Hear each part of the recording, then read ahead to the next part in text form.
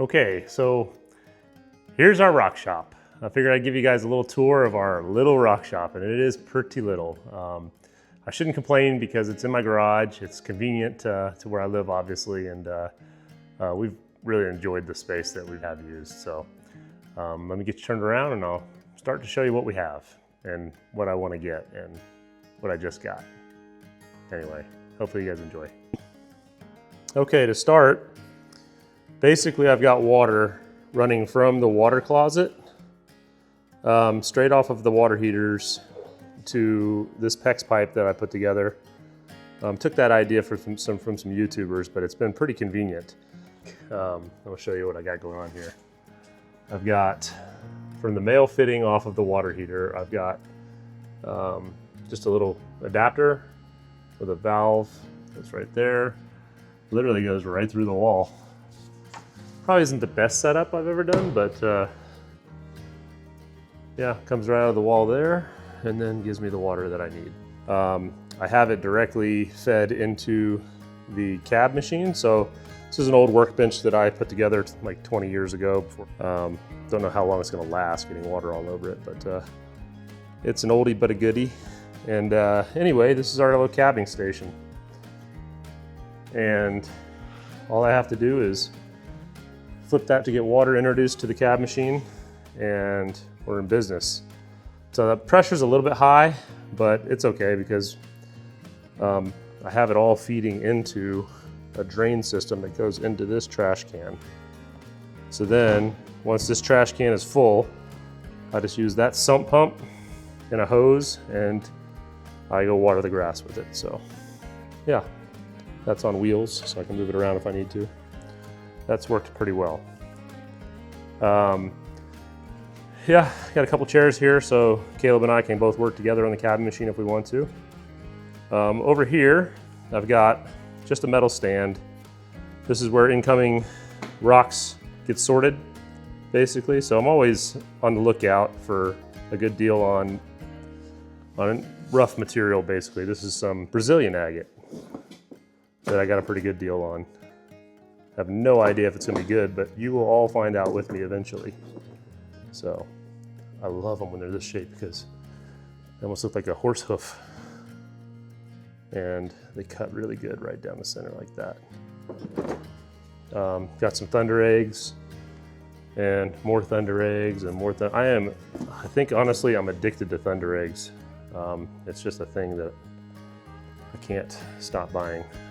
Anyway, moving on over here, I've got a little workbench for this is the 6-inch high-tech saw, and this is our 10-inch high-tech saw. Both of these are manual, just push the rock through saws. Using water as our coolant because if I was to use oil, imagine it just going everywhere. I got my little filming station set up here as well so that we can all enjoy these agates together.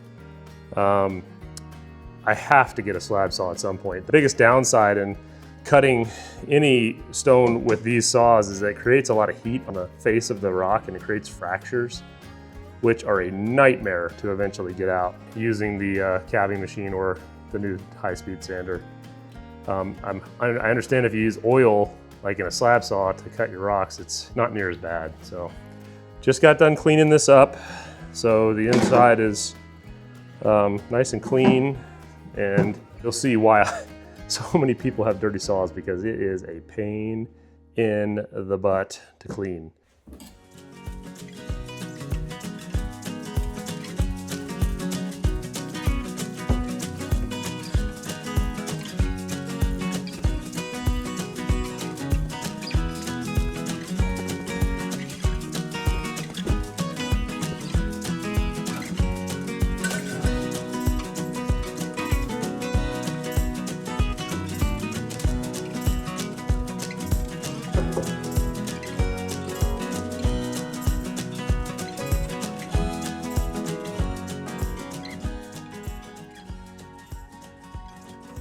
Totally cool.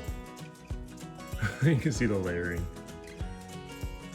This is all the silt created by cutting the rocks. Oh, that's cool. Only I could find something interesting about cleaning a saw.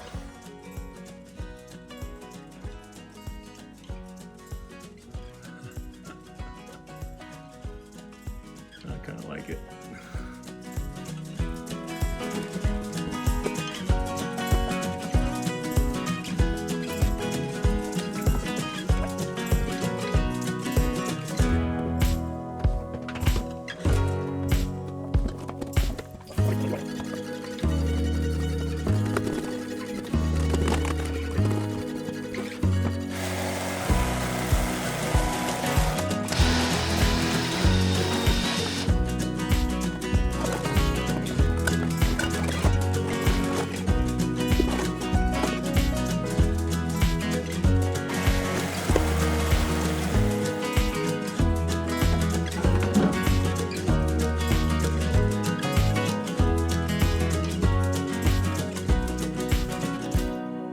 She's good and clean now. I just need to sharpen the blade and we'll be good to go for quite a while longer. So this is where we do all the cutting. And I have to admit, I really enjoy cutting manually. So even if we do get a slab saw, I'll probably use it mostly for bigger stones so that I don't have to worry about trying to polish all the fractures out and such. But here's our little assortment of rough material that basically I've accumulated since I started this hobby. We have some really cool stuff, to be honest. I can kind of show you around a little bit. But we have a ton of Brazilian agate. I love cutting that because it's almost like 100% hit rate. You always get something special inside.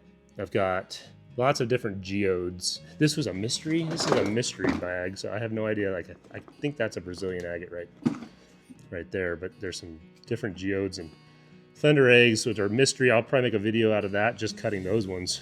I'm starting to get overloaded with stuff that I've already cut, for sure. So I need to start figuring out what the next step is on that. But yeah, we got some medium condor agate here, which is pretty cool. That stuff's really, really, really pretty when you cut it open, as you have seen on some of our videos. Yeah, I've just got a lot of fun things. All this small Laguna agate is super small, but man, is it fun to cut. It is got some really cool stuff in it for sure. Like this is a little bit bigger sizes, but look at that guy. I might make a video just polishing the outside of that. So I think it's gonna be really nice. Of course, I've got more thunder eggs. A lot of stuff from Mexico. These are super fun. I've already done a video on those, but I'll be doing more.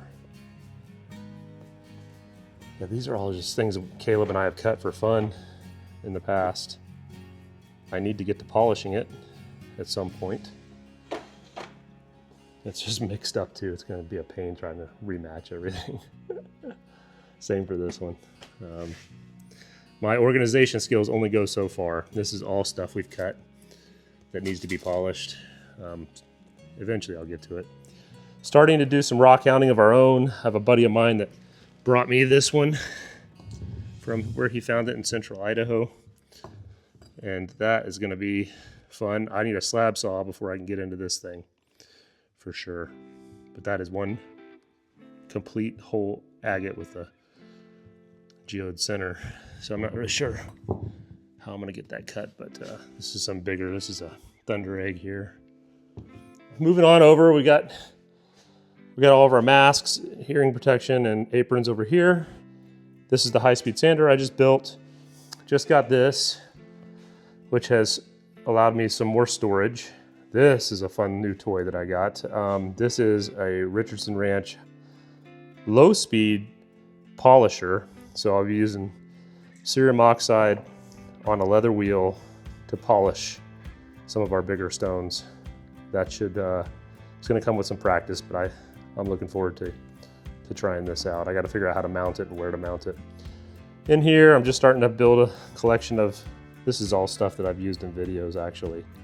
So we just made a video on this. This is one of my favorite ones I've ever done right here.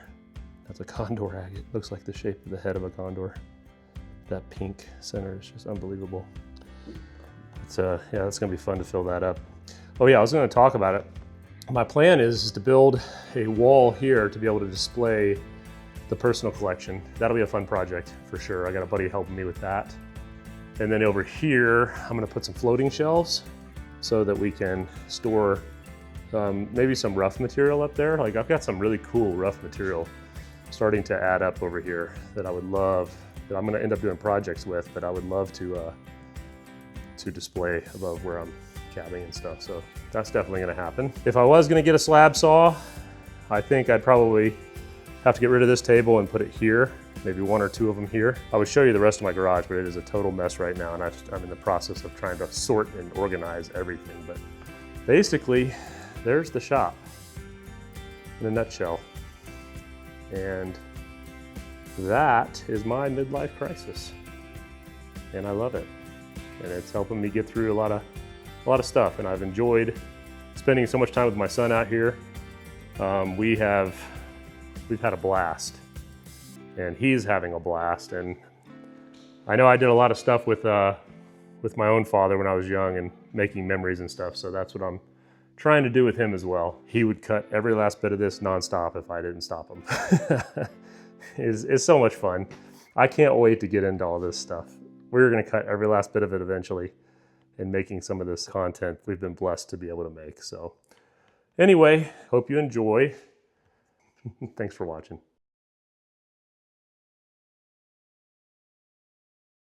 I mean, of course, I'm not gonna leave you guys without cutting something. So let me come over to the rock shop and see if there's something that strikes my interest. I mean, these thunder eggs are monsters. Look at the size of that thing. I kind of want to do those, but those might be for another show. I kind of want to do a thunder egg because they're just so fun. These are Richardson Ranch thunder eggs. What about that double? What do you guys think? That looks like fun. I have no, man, that is such a unique looking thunder egg. Let's cut that bad boy. What do you say? Yep, that's the one. Okay, I'm gonna get the saw set up. I'll kind of show you how this works here. Make pretty quick work of filling it up. I'm only gonna fill it up till it gets to the bottom 1/8 of an inch of the blade is kind of the concept. So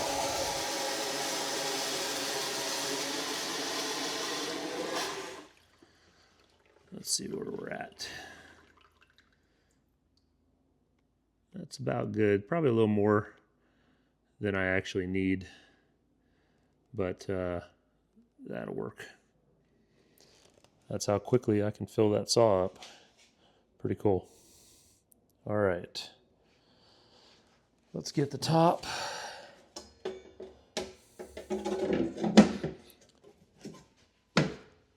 Freshly cleaned saw. I'm gonna go ahead and set up the cameras and we'll get started cutting this bad boy for your viewing pleasure.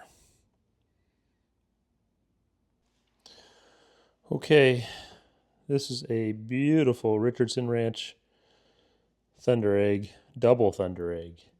It might or might not crack in half when we cut it, but no way to know until we try. Gosh, isn't it beautiful? It's got so much character. I don't even know which way to cut it. I'm going to go right across these pressure ridges here. I don't know if that's the right thing to do or not, but that's what we're going to do. So here we go.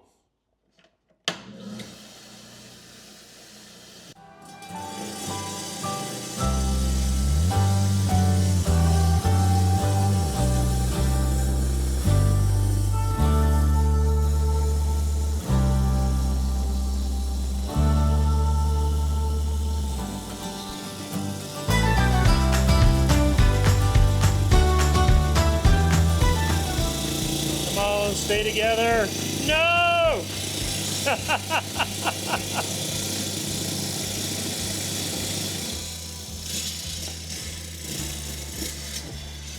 Oh gosh, let's just do that. Man, that was so close.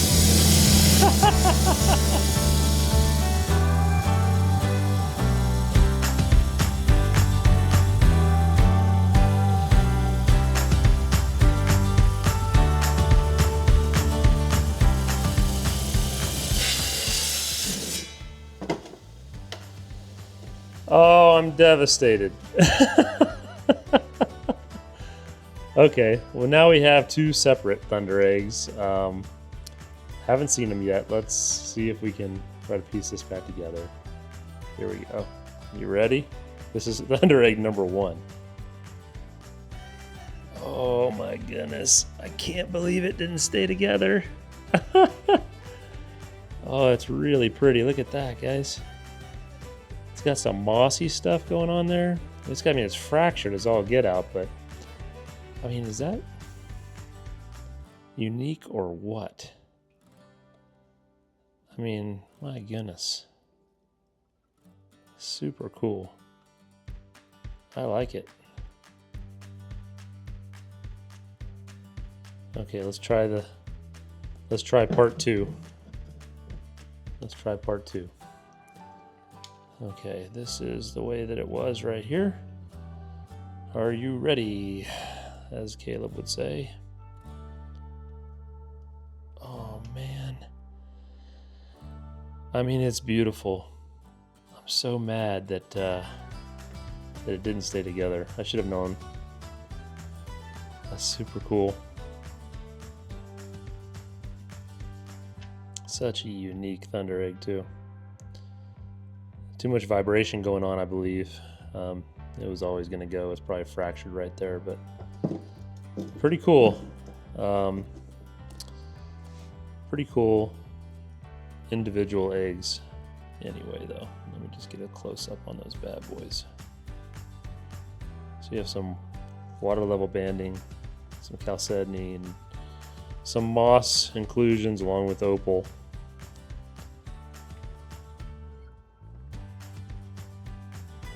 So cool. Man, I love opening up thunder eggs. It's just so much fun. You just never know what you're gonna get. Let's take a look at these real quick again. They're starting to dry out a little bit, but wow. Look at that. I'm gonna try to come in super close on that and see what it looks like. Yeah, there's some cool stuff going on there for sure.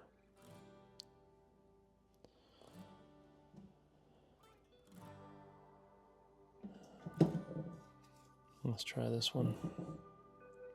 Man, it just looks like I'm sure my imagination could put something together on that one. So what it looks like, but so nice. Too bad about that big fracture running through it. Probably would have been better left uncut, just as a specimen in itself. But that's the fun, that's the mystery of it all, right? I mean, that's why we do this, is to see what could have been. All right.